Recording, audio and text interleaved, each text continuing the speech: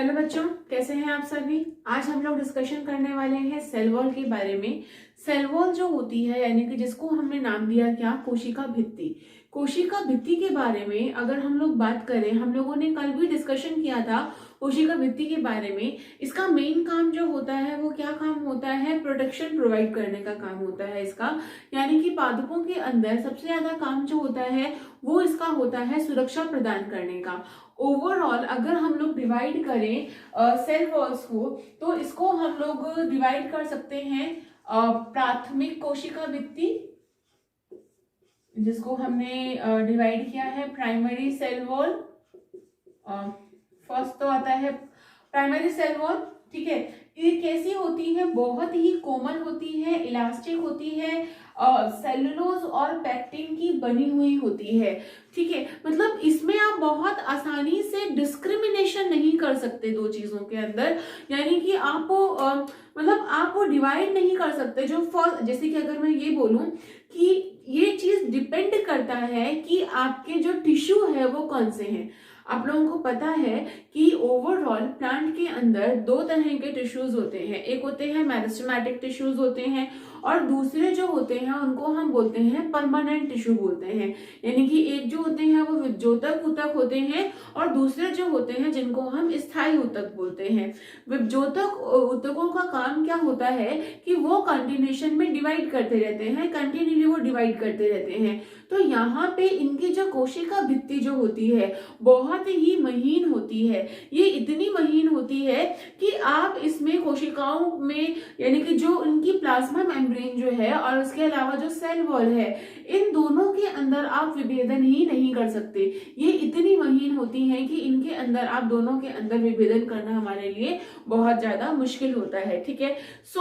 यहाँ पे ये वाली जो कोशिका भित्ति होती है, जो प्राथमिक कोशिका भित्ति होती है, ये विभजोतक कोशिकाओं के अंदर भी उपस्थित होती है। थोड़ी सी ये थिकनेस वाली होती है, जो कि अगर मैंने कहा कि जो स्थायी ऊतक होते हैं, स्थायी ऊतकों को भी हम लोगों ने तीन भागों में बांटा, बेसिकली मोटे तौर से दो भागों में बांटा हुआ है। एक होते हैं सरल ऊतक और एक होते हैं जटिल ऊतक, यानी कि सिंपल टिश्यू और कॉम्प्लेक्स टिश्यू। सिंपल टिश्यू के अंदर तीन चीजें आती हैं, कौन कौन सी, पैरेन्काइमा, कोलेनकाइमा और स्क्लेरेन्काइमा। और कॉम्प्लेक्स टिश्यूज में क्या आती हैं, दो चीजें आती हैं यहाँ पे, जाइलम और फ्लोएम, ठीक है। तो मैं यहाँ पे टिश्यूज नहीं पढ़ा रही हूँ आपको, यहाँ पे सिर्फ आपको दो चार बातें बताना चाह रही हूँ ताकि आपको सिचुएशन जो है वो क्लियर रहे। तो पहली इंपॉर्टेंट चीज यहाँ पे एक बात देने वाली है कि ये बहुत ज्यादा सॉफ्ट होती है, इलास्टिक होती है। मोर ओवर इसको आप कई बार डिफ्रेंशिएट भी नहीं कर सकते, आप इसका विभेदीकरण भी नहीं कर सकते, ठीक है।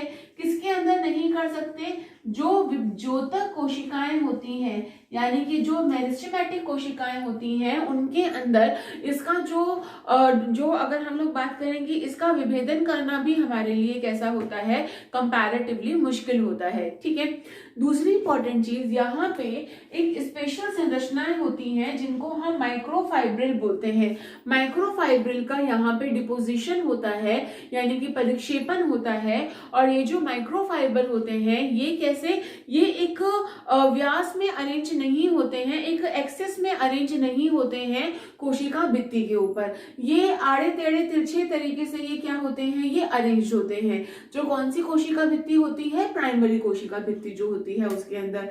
सबसे इंपॉर्टेंट बात यहाँ पे ध्यान रखने वाली है कि यहाँ पे ये कोशिका जो होती, ये कोशिका भित्ति जो होती है, प्राइमरी सेल वॉल जो होती है, मैंने कल भी कहा था ये हमेशा जीवित कोशिकाओं के अंदर होती है, ठीक है। हमेशा जब भी हम बात करेंगे कि ये कहाँ प्रेजेंट होगी, तो आप क्या बताओगे कि ये जीवित कोशिकाओं के अंदर उपस्थित होगी।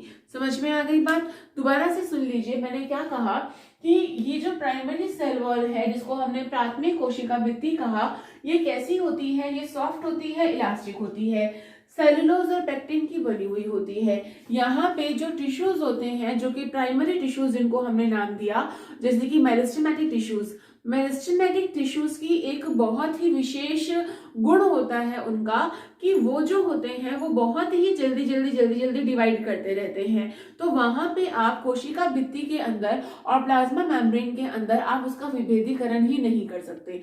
तो ये बात ध्यान रखिएगा। तो यहाँ पे आप विभेदीकरण कर ही नहीं सकते। दूसरी इंपॉर्टेंट चीज कि यहाँ पे ये जीवित कोशिकाओं में होती हैं और इधर की तरफ जो किससे बनी हुई होती है, इनके ऊपर माइक्रोफाइब्रिल का डिपोजिशन जो होना होता है वो होना शुरू हो जाता है। तो ये हुई आपकी प्राथमिक कोशिका भित्तियां।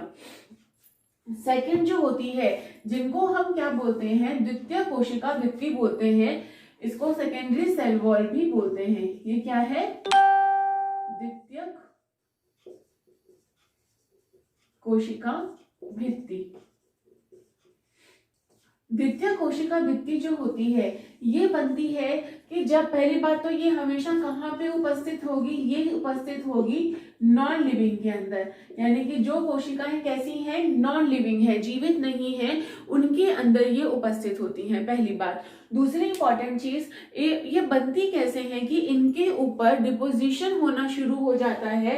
किसका डिपोजिशन होना शुरू होता है, कल भी मैंने कहा था इस चीज को कि लिग्निन और सबरिन का यहाँ पे डिपोजिशन होना शुरू हो जाता है। ठीक है, इनकी मोटाई जो होती है वो कंपैरेटिवली ज्यादा होती है, लगभग 4 से 10 माइक्रोन तक इनकी क्या होती है, मोटाई होती है।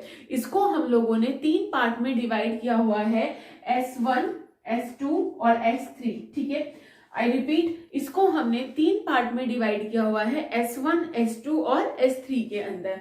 तो जो ये S1, S2 और S3 है, इसमें जो ये तो होती है फर्स्ट लेयर,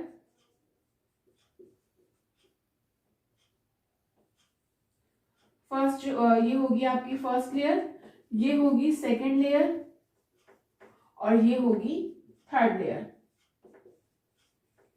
तो जो द्वितीय कोशिका भित्ति है उसको हमने 3 भागों में डिवाइड किया हुआ है, S1, S2 और S3। तो ये क्या हो गई, ये क्या हो गई आपकी फर्स्ट लेयर हो गई, ये सेकंड लेयर हो गई और ये थर्ड लेयर हो गई। इसमें सबसे मोटी जो थिक लेयर जो होती है, ठीक है, ये लेयर जो होती है सबसे ज्यादा थिकेस्ट लेयर होती है, सबसे ज्यादा मोटी लेयर होती है, वो होती है आपकी सेकेंडरी वॉल की कौन सी, S2 लेयर। ठीक है, ये S2 लेयर को हम थिकेस्ट लेयर भी बोलते हैं, क्योंकि इसके अंदर एक बात का बेटा ध्यान रखना, यही एक वो मेन लेयर है जो एक तरह का मैकेनिकल सपोर्ट प्रोवाइड करती है, किसको, प्लांट को। ठीक है, तो ये क्या प्रोवाइड कर रही है, मैकेनिकल सपोर्ट प्रोवाइड कर रही है।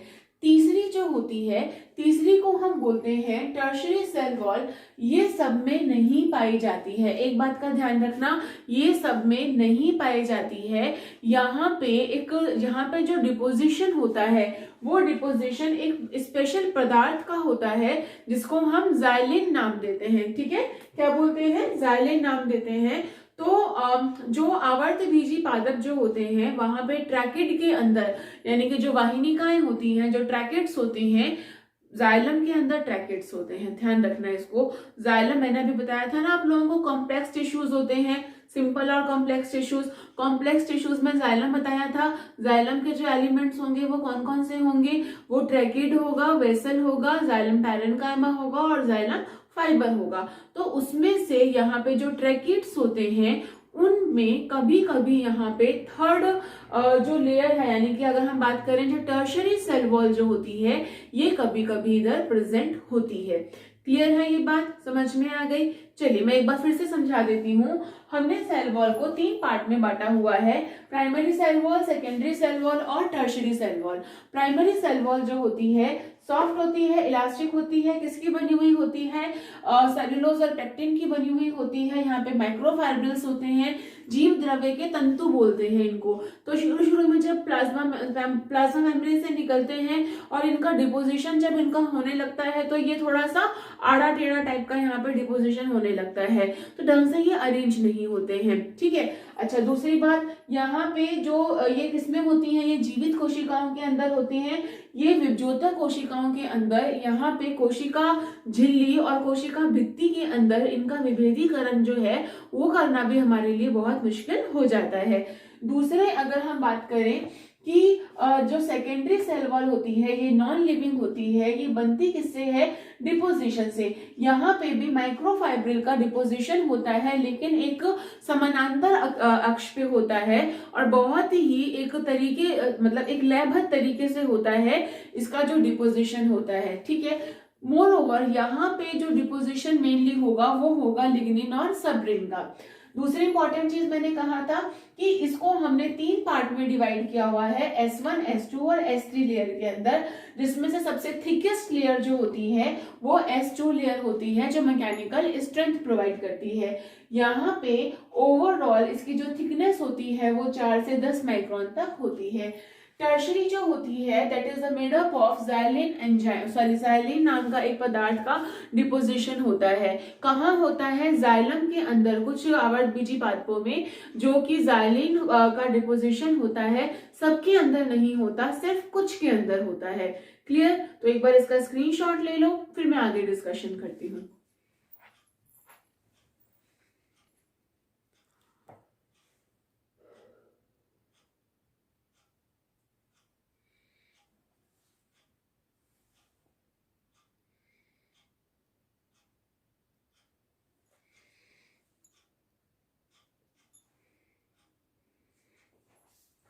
तो बच्चों आप लोगों ने उसका स्क्रीनशॉट ले लिया होगा। अब हम लोग बात करते हैं मध्य पट्टिका के बारे में, जिसको हम क्या बोलते हैं, मिडिल लेमिला। ये क्या है, मध्य पट्टिका। इसको हमने क्या नाम दिया, मिडिल लेमिला नाम देते हैं। मिडिल लेमिला क्या होती है? अच्छा बच्चों एक बात बताओ, तुमसे मैं एक नॉर्मल सी चीज पूछ रही हूँ। सारी कोशिकाएं एक साथ एक बार में एक ही कार्य करती हैं, ठीक है। ऐसा तो नहीं है ना कि एक कोशिका जो है वो प्रकाश संश्लेषण करेगी, लेकिन दूसरी कोशिका ने कह दिया कि नहीं मेरा तो आज मूड नहीं है प्रकाश संश्लेषण करने का, मैं तो नहीं करती प्रकाश संश्लेषण, बताओ क्या करोगे। तो क्या ऐसा कुछ होता है? नहीं, ऐसा बिल्कुल नहीं होता, क्योंकि प्रकाश संश्लेषण की प्रक्रिया एक साथ एक सारी कोशिकाएं करती हैं। यहाँ तक कि जो प्लांट हार्मोन्स बनते हैं उनका निर्माण भी सारी कोशिकाएं एक साथ ही करती हैं। यानी कि कोशिका के अंदर कोई भी चेंज आता है अगर, तो उनमें चेंज सब में साथ साथ आता है। तो इसकी वजह क्या है? अगर मैं बात करूं कि जो एनिमल कोशिकाएं होती हैं, यानी कि जो जंतु कोशिकाएं होती हैं, जंतु कोशिकाओं के अंदर ऊपर की तरफ एक तरह के रिसेप्टर्स लगे हुए होते हैं और इन रिसेप्टर्स के थ्रू सिग्नल्स आते हैं, जिसको हम सेल सिग्नलिंग बोलते हैं, जो आप अपनी आने वाली कक्षाओं के अंदर पढ़ोगे। मैं कभी वीडियो भी बनाऊंगी इसके ऊपर। और जो पौधों के अंदर अगर हम लोग बात करें, देखो यहाँ पे मान लो ये तो हो गई सेल नंबर 1, ठीक है, और ये हो गई सेल नंबर 2। अब ये 2 कोशिकाएं हैं, ठीक है, एक का नाम हुआ 1 और एक का नाम हुआ 2, ठीक है। तो यहाँ पे पहले क्या बनेगी, प्राइमरी सेल वॉल। पहले क्या बनती है, ये जो है इसको हमने क्या बोला, प्राइमरी सेल वॉल, ठीक है। तो अब जो ये प्राइमरी सेल वॉल है, इनके बीच में यहाँ पे एक तरह की क्या बनती है, कैल्शियम पैक्टेट की, किसकी, कैल्शियम पैक्टेट की एक तरह की एक स्ट्रक्चर बनती है, जिसी स्ट्रक्चर को हम लोग क्या बोलते हैं, मध्य पट्टिका यानी कि मिडिल लेमिला बोलते हैं। और ये लेमिला जो है एक तरह का एंजाइम होता है, जिसको हम पैक्टिनेज एंजाइम बोलते हैं। इसी की वजह से यहाँ पे थोड़े बहुत क्या हो जाते हैं, छिद्र हो जाते हैं, होल्स हो जाते हैं, और इस वजह से 2 कोशिकाएं आपस में संपर्क में रहती हैं। और ये कोशिकाएं जिन एक तंतुओं से, मतलब एक कोशिका का जीव द्रव्य जो है वो दूसरी कोशिका के संपर्क में रहता है, और इस तरह के धागों को हम लोग क्या बोलते हैं, प्लाज्मोडेस्माटा बोलते हैं। क्या बोलते हैं इसको, प्लाज्मोडेस्माटा। समझ में आया प्लाज्मोडेस्माटा क्या बोला मैंने, कि भाई ये सेल नंबर 1 है तो इसके पास भी क्या होगा, जीव द्रव्य होगा, इसके पास भी क्या था, जीव द्रव्य था। सो दोनों के पास जीव द्रव्य था, ठीक है। अब यहाँ पे इन दोनों के मध्य में एक क्या कहते हैं उसको, मध्य पट्टिका का निर्माण हुआ, यानी कि मिडिल लेमिना का निर्माण हुआ। मिडिल लेमिना का निर्माण जब होता है तो यहाँ पे एक तरह का एंजाइम वॉल होता है जिसको हम पेक्टिनेस एंजाइम बोलते हैं। ठीक है, ये जो पेक्टिनेस एंजाइम है इसकी उपस्थिति में यहाँ पे छोटे छोटे से छिद्र हो जाते हैं, और इसी छिद्र होने की वजह से इसका जीव द्रव्य इस जीव द्रव्य के संपर्क में रहता है, और यहाँ पे एक तरह के थ्रेड लाइक स्ट्रक्चर बनती है। जो ये प्लाज्मोडेस्माटा होते हैं ये एक तरह की थ्रेड लाइक स्ट्रक्चर्स होते हैं। इसी वजह से दो कोशिकाएं जो होती हैं वो आपस में संपर्क में रहती हैं, और उनको हम लोग क्या नाम देते हैं, प्लाज्मोडेस्माटा नाम देते हैं। तो इन्हीं प्लाज्मोडेस्माटा की वजह से कोशिकाएं जो होती हैं वो आपस में संपर्क में रहती हैं। यहाँ पे ओवरऑल अगर हम लोग डिस्क्रिमिनेशन करें, या चलो पहले एक बार इसका स्क्रीनशॉट ले लो फिर आगे डिस्कस करें।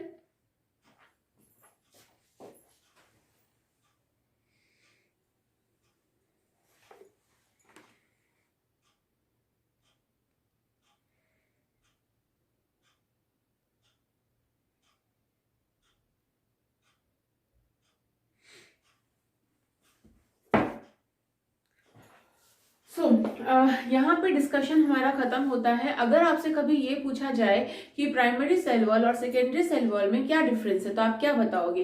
पहला बताओगे कि प्राइमरी सेल वॉल जो होती है वो बहुत ही लचीली होती है, सेकेंडरी सेल वॉल जो होती है वो बहुत ज्यादा लचीली नहीं होती है।